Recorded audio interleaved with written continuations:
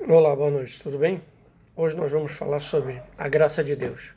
E o texto melhor para falar sobre isso é o texto lá de Paulo, lá que está em 2 Coríntios 12, que Paulo vai orar ao Senhor para que ele desviasse do Senhor um espinho que ele tinha na carne, e o Senhor fala para Paulo: Paulo, a minha graça te basta, porque o meu poder se aperfeiçoa na tua fraqueza. Então, só para a gente entender que o poder de Deus vai se aperfeiçoar na nossa fraqueza. E Paulo olha e o Senhor fala para ele: Paulo, não precisa você falar mais nada, deixa para lá, porque a minha graça te basta. Então, o que é graça? A graça é um favor imerecido, é a presença, é o favor de Deus em nossas vidas. Quanto maior a nossa aprovação, mais graça Deus nos dará para cumprirmos a sua vontade.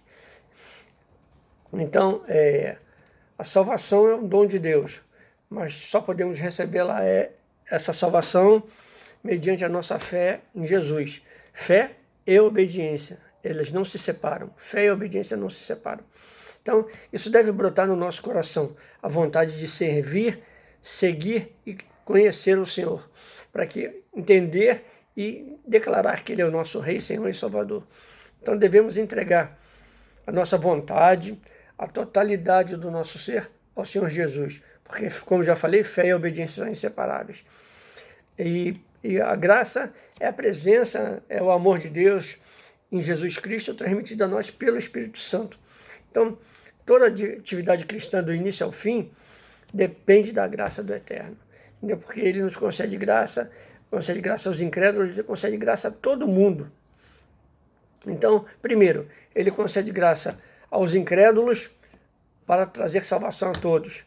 Ele concede graça ao crente para que seja liberto do pecado, para poder operar nele, tanto querer como efetuar segundo a sua boa vontade.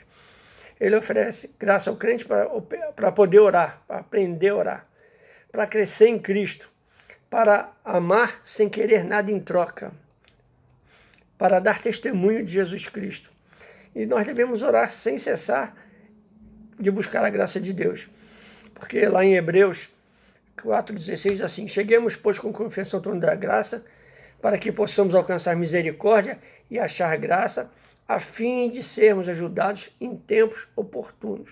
Então, a graça é o princípio de tudo. Ela serve para nos ajudar no estudo das Escrituras, ela serve para proclamar o Evangelho nas nossas vidas. A graça nos ajuda a orar, nos ensina a jejuar, a adorar Jesus Cristo, entendeu? Estar cheio do Espírito Santo, porque quando você está com a graça, você está cheio do Espírito Santo. Como devemos participar da ceia do Senhor, que não deve ser de qualquer jeito, nem de qualquer maneira, entendeu? Mas, como sempre existem dois lados, a graça de Deus pode ser resistida. Então, lá em Hebreus 12,15 diz para a gente: tendo cuidado de que ninguém se prive da graça de Deus e de que nenhuma raiz de amargura brotando vos perturbe e por ela muitos se contaminem. A graça agora pode ser recebida em vão, ela pode ser apagada e ela pode ser anulada. Então, o que eu quero deixar para nós nessa noite é que você possa entender que a graça também pode ser abandonada.